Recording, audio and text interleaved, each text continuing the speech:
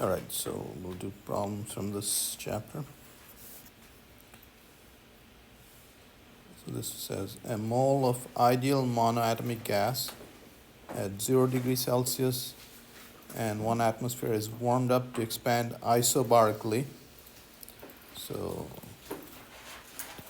isobaric means the pressure is constant. To triple its volume.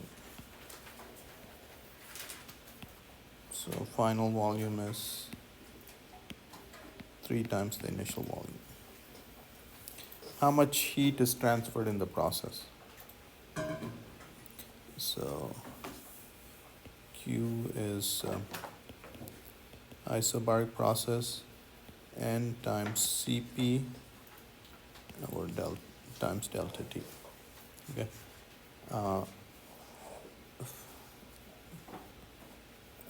Monoatomic gas, how many degrees of freedom does it have? 3. Okay. So Cv is F by 2R and Cp is F plus 2 by 2R. So for us, Cp is 5/2 R. Okay. So we have 1 mole, so that's 1. We know this. Now we just have to find the rise in temperature. PV equal to nRT. This was a constant volume process. So P times V final minus V initial equal to N times R delta T. Right? P times change in volume is N times R delta T. So P 3V initial minus V initial equal to NR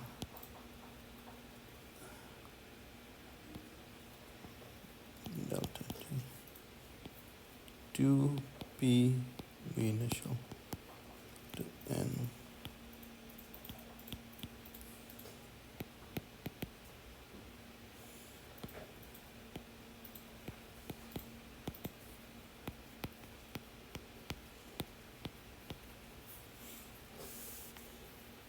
So we're going to put that in here.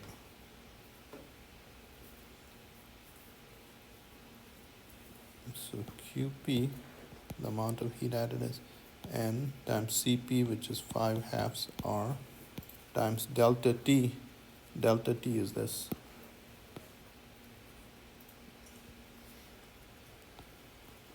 Two P V initial N R.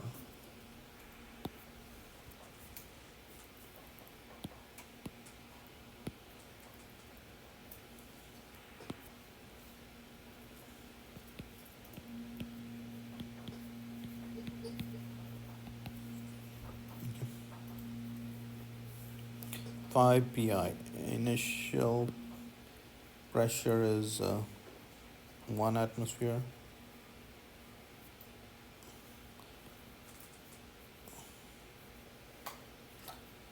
Okay. What is the initial volume?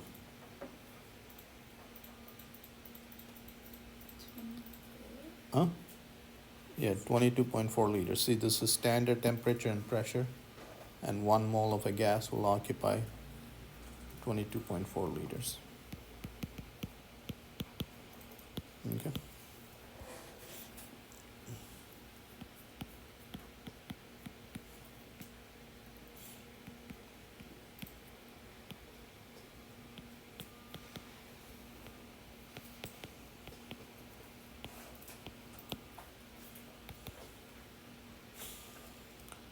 So that's 10 to the 2. 5 times 2.2.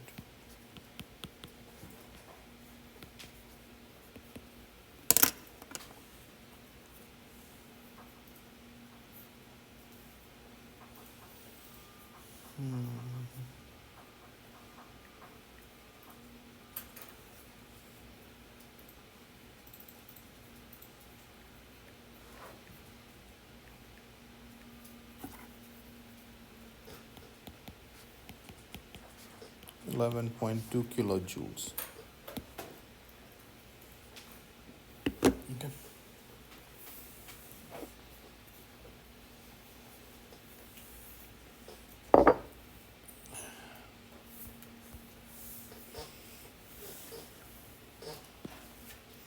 An engine with an efficiency of 0.3 absorbs 500 joules of heat per cycle. How much work does it perform per cycle? Okay, so efficiency is W over QH. Okay, so for this much heat absorbed, how much work does it do?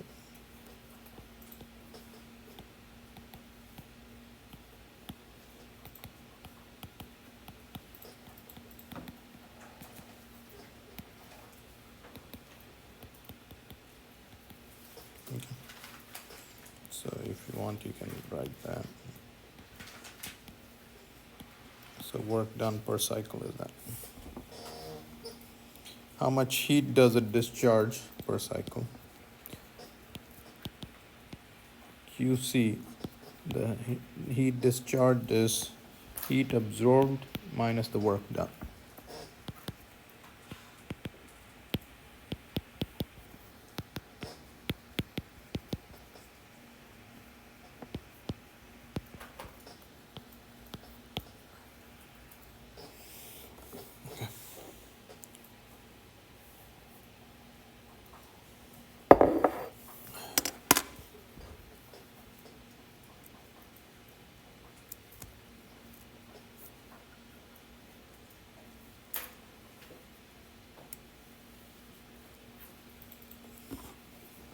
This is a real problem. So a thermal power plant, a coal power plant, for every gigawatt of electricity it produces, gigawatt is 1,000,000,000 watts. You can run 1,000,000 homes with that roughly. You have to dump 2 gigawatts of heat into the atmosphere.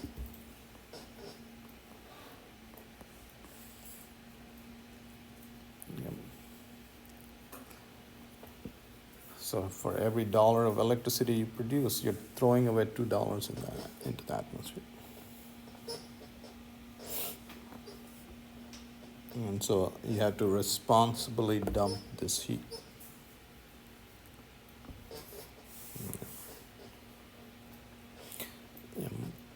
I mean, if you have a body of water, that's a good place to dump.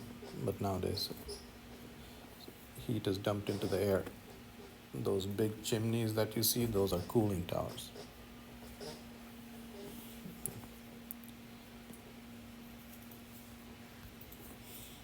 A coal power plant consumes 100,000 kg of coal per hour and produces 500 megawatts of power.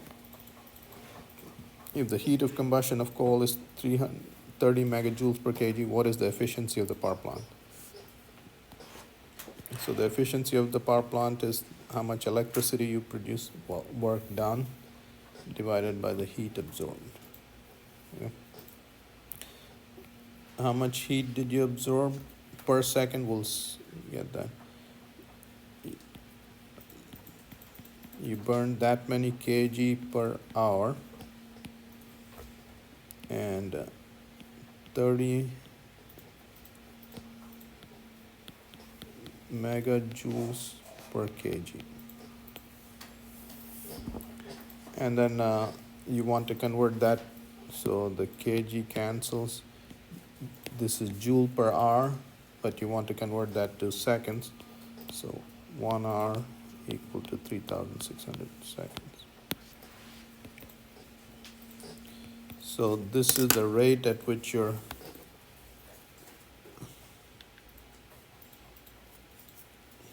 using up heat. Okay. So let's do the following. That's 10 to the power 3, 10 to the 12, so 10 to the 9.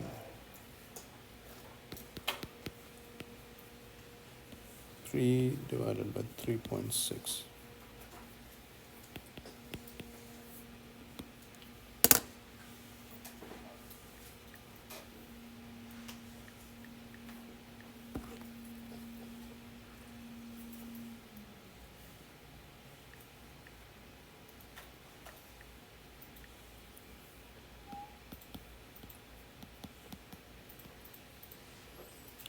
9 watts. Okay, so the efficiency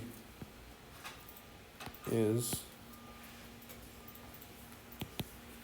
W by T, the rate at which you are producing electricity, divided by the rate at which you're absorbing heat. This is the efficiency. All I did was divide both sides by T, both numerator and denominator by T. And the rate at which you're producing electricity is 500 megawatts. This W is watts, that's work. Divided by 0.83 into 10 to the 9 watts. And that's 0.5 into 10 to the 9, this is 0.83. So efficiency works out to 0.5 divided by 0.83.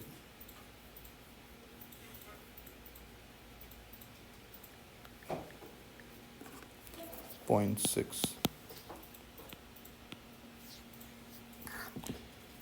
Okay, so that's the efficiency of this thermal power plant. Actually, the most efficient thermal power plant is about 0.42, I believe.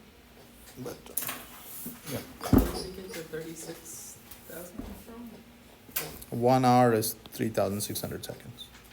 Oh. That's Oh, 3,000. That's a second, I see, yeah. Please read it.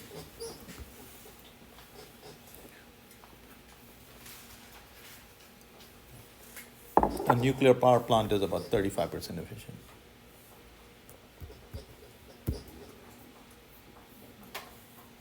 Why is a nuclear power plant less efficient than a coal power plant? Just radiation goes everywhere. Hmm? You have to have a lot of heat transfers. Yeah, well, right. So we just learned that efficiency depends on the temperature operating. Oh, there's a much higher temperature. Mm.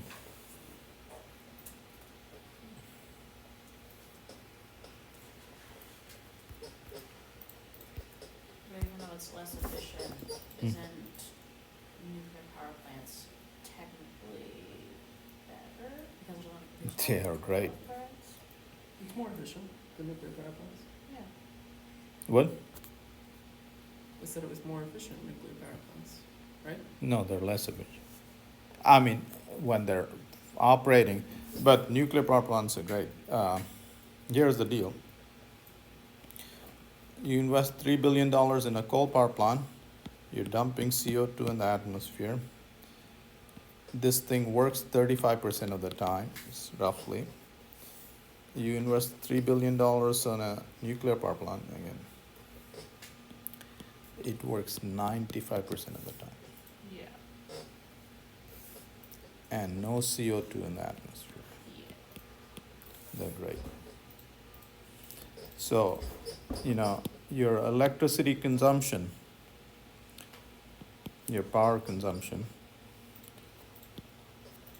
goes in cycles like this during the day. Well, okay, let me.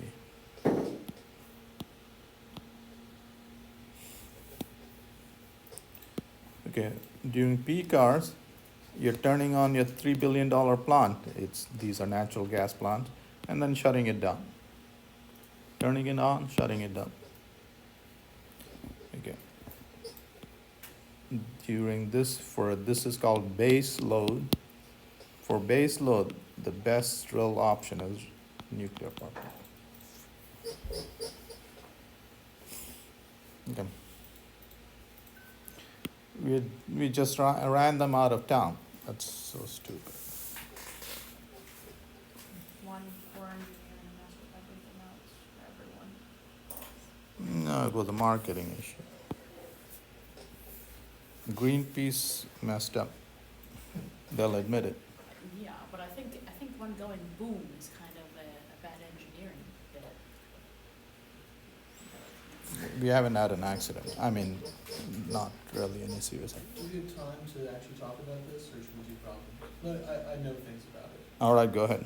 So the reason Chernobyl blew up is because they were specifically operating below the design parameters. Yes. And because they used graphite moderator, while they scrammed to rapidly insert, there was a spike in reactivity, and that caused it to go prompt critical, which is rate of change of power in 10 to the minus 14 seconds, which caused power to spike, instantly boil all the water, and explode. The person that did it was not held liable because he told them this is a bad idea. Yeah. It was the government's fault. They also shut off like all the safety features before that. They had right? to do that, yeah. Our reactors in America are, what's it called? I forget the exact term, but they will shut themselves down in that situation, like, very quickly. I think it's able for that situation too, if I remember. Do you know what happened to 3 Mile Island? Because I think that's the only one we ever had. There was a US guy that- that didn't trust his indications and they let it just drain out essentially. But even that wasn't really an explosion. That was just human error. Yeah, but nowadays, you got fourth and fifth generation reactors that are much safer. I was gonna say, there's Yeah. way more safety. Yeah, and there's like, and people are going back into realizing that like water-cooled reactors are not the most efficient. Like they're using like sodium power and stuff like that, that are extremely safe. And not only that, what you have to do is, above all, you gotta be reasonable. You can't make everything bulletproof, Right. Mm-hmm. And while fossil fuel plants are slowly poisoning you and killing it. See, here's the marketing thing. If I slowly give you poison and I kill you, all of you guys over 10 years, nobody will say anything. I shoot him and everybody will be up in arms. It's the Coal the releases fraud more- thing. What's that? Coal releases more radiation than a nuclear plant. Yeah, I mean, shoot. And I'll be long dead. You guys will drown in sea level rises, so that's your problem. And she's smiling about it. What's that? The Simpsons, bad marketing. Yeah, because they make nuclear waste look like it's like really dangerous, but it's solid. It's not liquid like spilling everywhere. And so apparently from all the commercial power plants, the nuclear waste from all the electricity producing plants can be contained in this building. That's it. I mean, there's a lot more military grade waste from that. It's ridiculous. What's that? Use the waste too. Yeah, they can, They're developing ways to reuse it, actually. what's that? Essentially, you can They're recycle- developing a way to reuse depleted uranium rods. Yeah. It's really, really cool. If you use a super high power centrifuge, you can recycle a majority of the usable uranium-235. Yeah.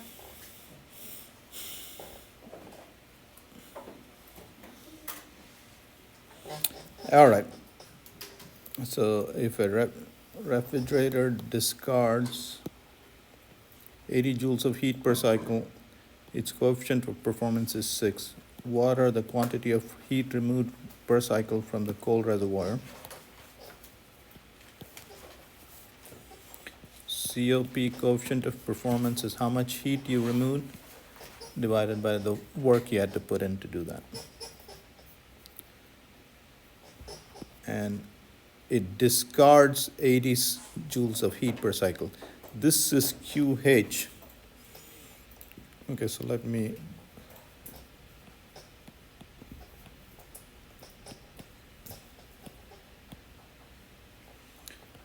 Okay, QC is what it removes from the refrigerator. W is the work you did. QH is what you discarded into your kitchen, which is W plus QC. Okay. So QC is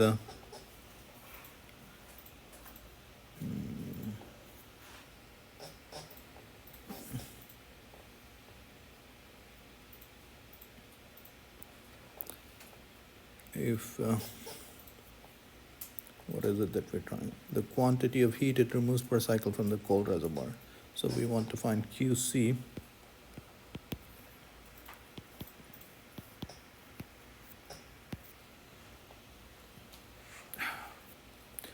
All right.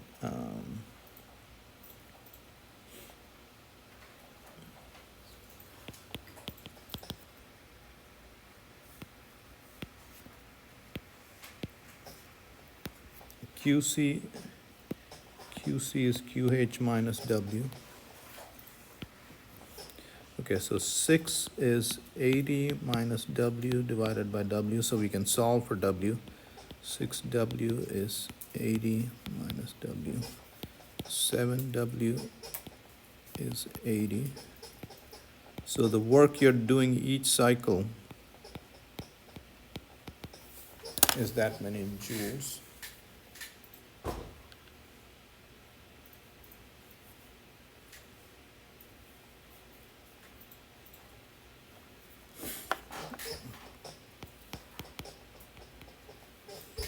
All right, now we can plug this back in here and calculate QC.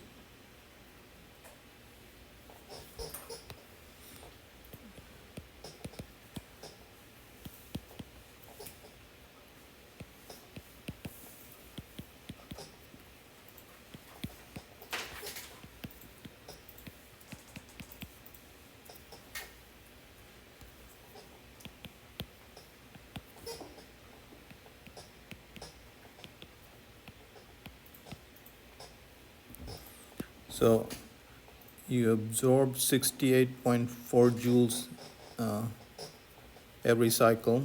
You did that much work, and this plus that is what you dump out.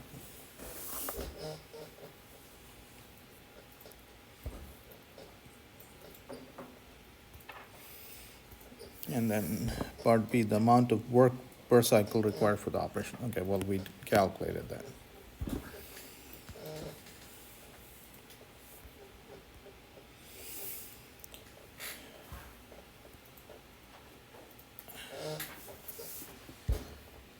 So an engine operating between heat reservoirs at 20 degrees Celsius and 200 degrees Celsius extracts 1,000 joules per cycle from the hot reservoir.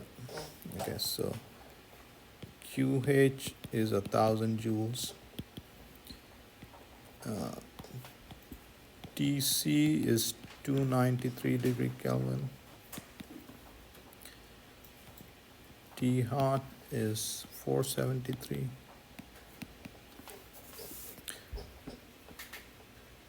What is the maximum possible work you can do? How do you find the maximum possible work? Minus TC over TH. Very good. Yep. So you have to be a Carnot engine to perform maximum work. So the efficiency is Carnot efficiency. Okay. And the Carnot efficiency is given in terms of, so Carnot efficiency is 1 minus 293 over 473.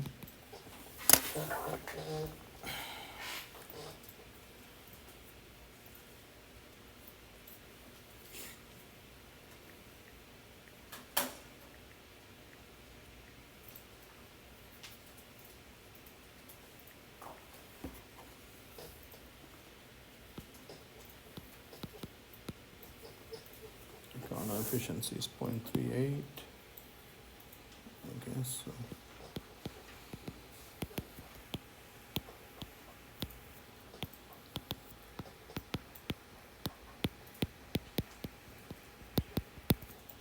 the maximum work you can get is 380 joules.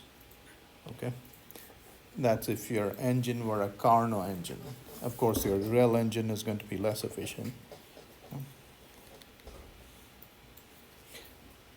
So again, imagine this. This is your reality of a heat engine, you know. You get that much heat and you get 300 joules of work, 30% efficiency, you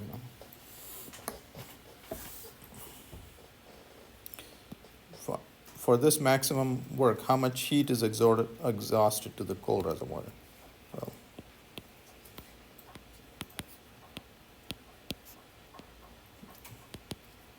that's 1,000 minus 380, 620 joules.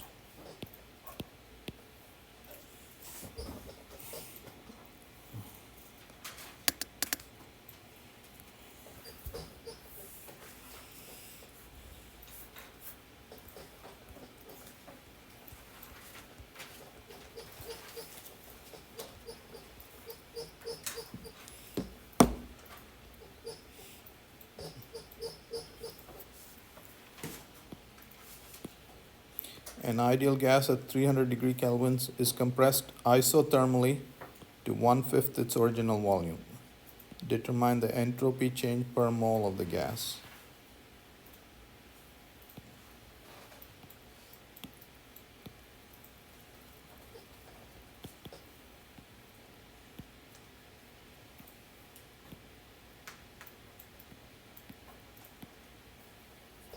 It is compressed. Okay. N R log V final minus V initial. Okay. What does entropy measure? Disorder. So if you pack it into closer quarters, it's more ordered. So entropy for this gas is decreased. Well, we just got done saying that entropy never decreases. In a closed system. Yeah, entropy, so for the system plus environment, so if the entropy for the system decreased, for the environment it increased more than that amount. Okay? For the entropy for the universe increased. Okay. So what you want is entropy change per mole.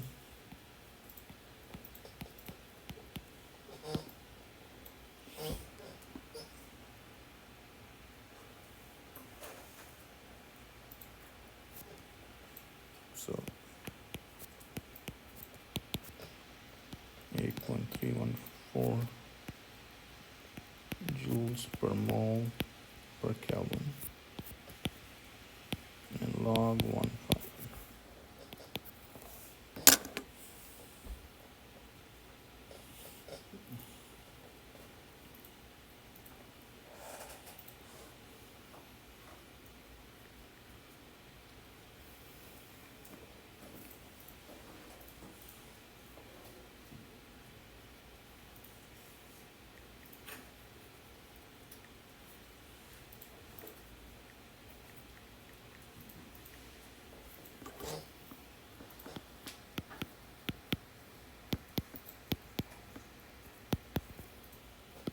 So units of entropy are joule per Kelvin, and we calculated entropy per mole.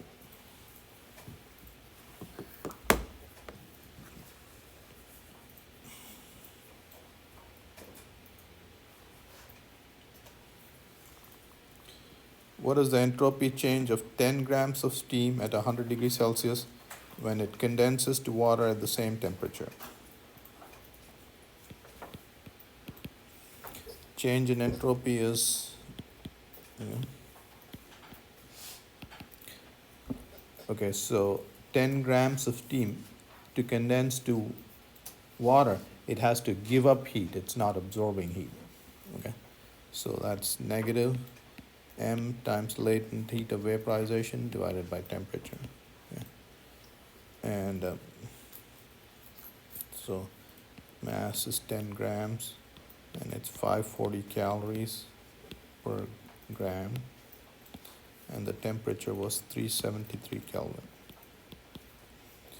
And we'll convert the calorie to joules.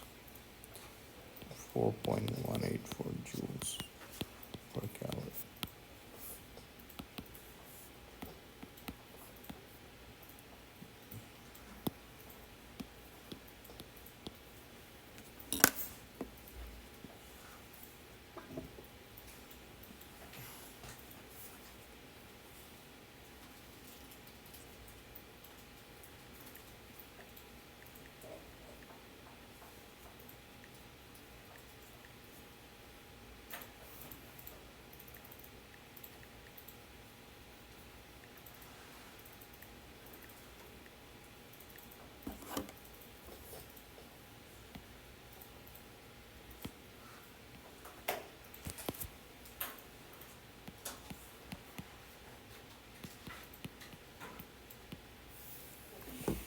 Okay, so when steam condenses to water, there was more disorder and it became more ordered, so the entropy decreased.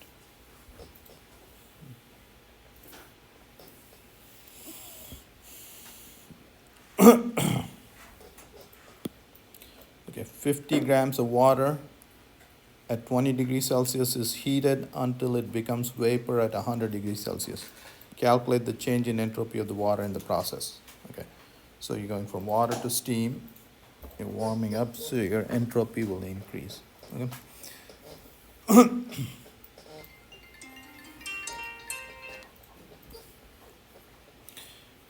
Okay, the amount of heat added while you're warming up the water is C dt. So the change in entropy for the water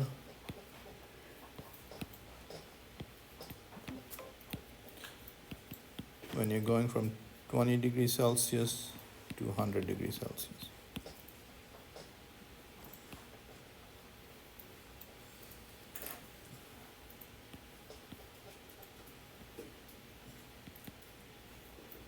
Initial temperature is 20 degrees is 293 Kelvin to 373 Kelvin.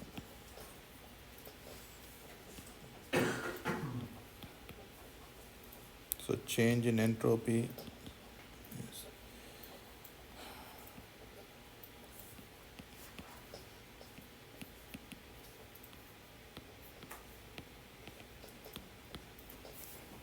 okay.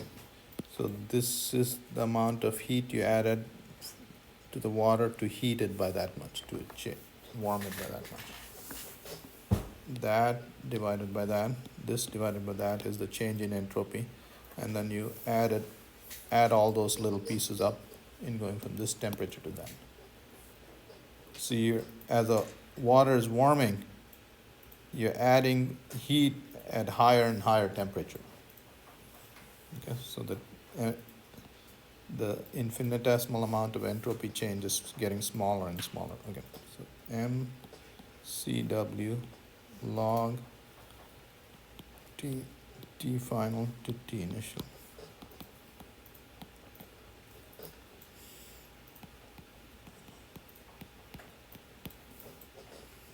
Okay, so that's the entropy change for the water in getting it up to 100 degrees Celsius. Okay, and then change in entropy, we'll call it part 1, part 2. Then what do you have to do? Yeah, vaporization. So mass times latent. And that is, all right, so total entropy changes to warm up water and then for a phase change.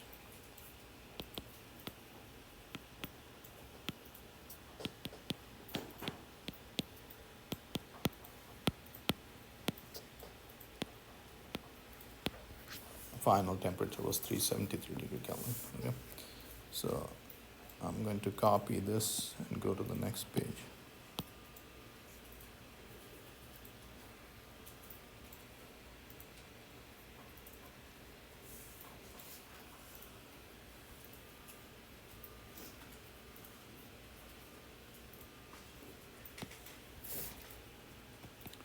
$50 grams. And I'm going to do everything in calories. CW is 1 calorie per gram per degree Kelvin or degree Celsius. Okay. Log 373 divided by 293 plus 50 grams. What is the latent heat of vaporization for water? 540 grams or calories per gram. Mm-hmm. And T final is 370.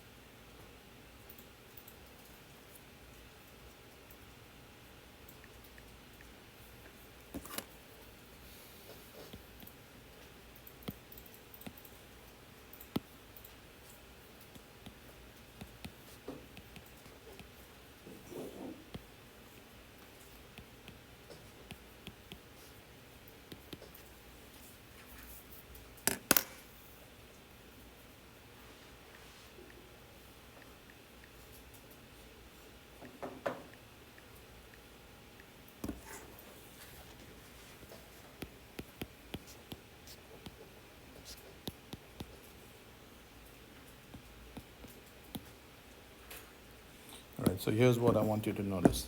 This is the change in entropy. That's the total entropy. You can add the two. But this was the part in warming the water from 20 to 100 degrees Celsius. And this was the change in entropy when you converted water to steam. See, you get the largest entropy change during phase changes.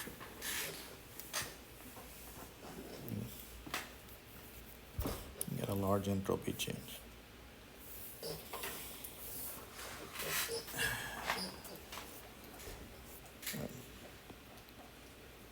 A 300-watt heat pump operates between. So what does the heat pump do? Takes hot air from cold, puts it in the hot air place.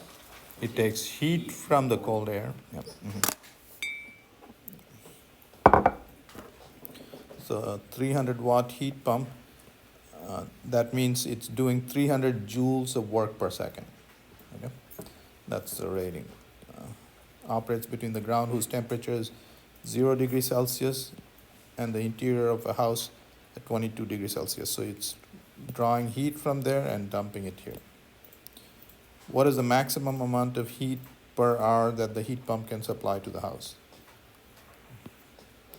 Okay, COP is how much heat it can extract divided by the work done.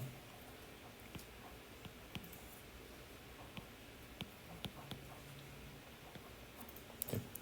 So COP for a Carnot heat pump is TC by TH minus TC.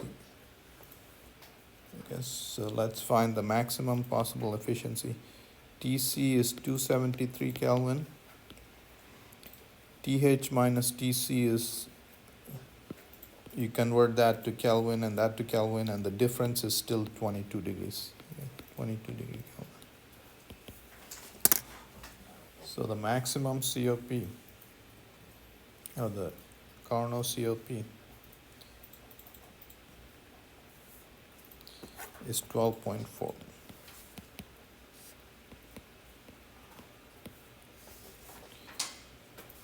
So we're going to assume we are finding the maximum amount of heat per hour that the heat can pump. Okay, so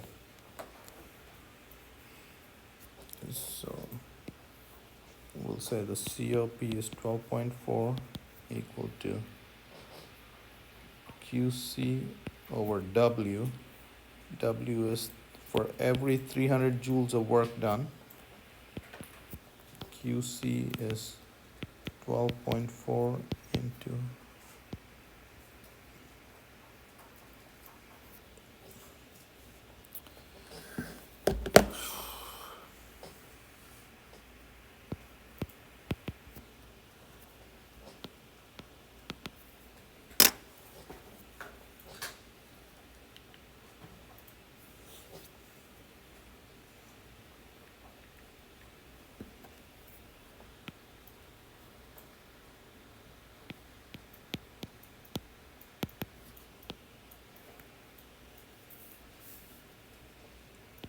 QH equal to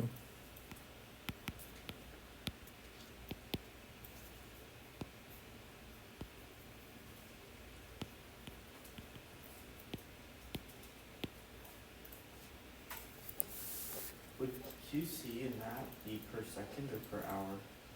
this is okay. So for this much work done, that's how much heat you extracted.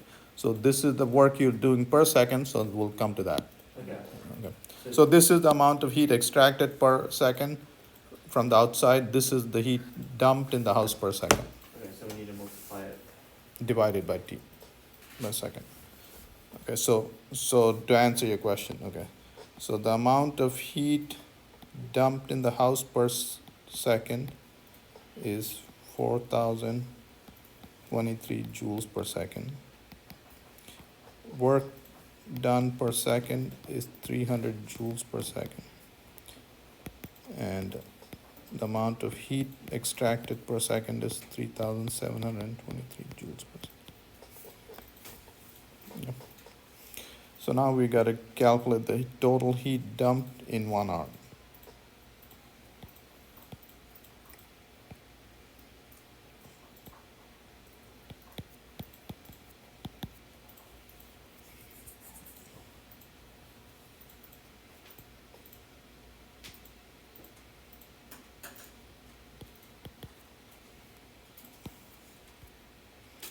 4,023 joules per second, and 1 hour is 3,600.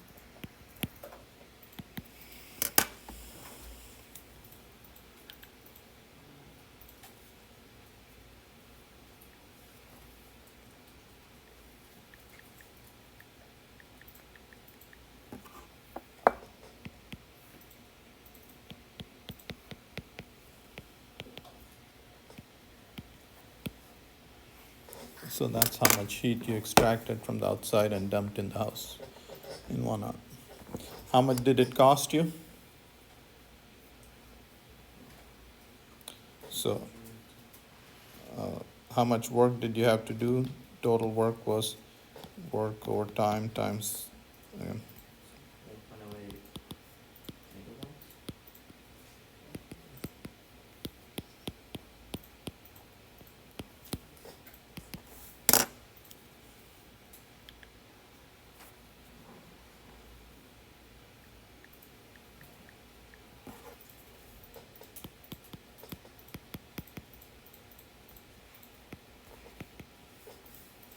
and so 3.6 into 10 to the power of 6 joules, this costs you about 12 cents. That's 1 kilowatt hour of energy. That's how much 1 kilowatt hour is 1 unit of electricity, and that's what you pay. Okay. So about 3 cents.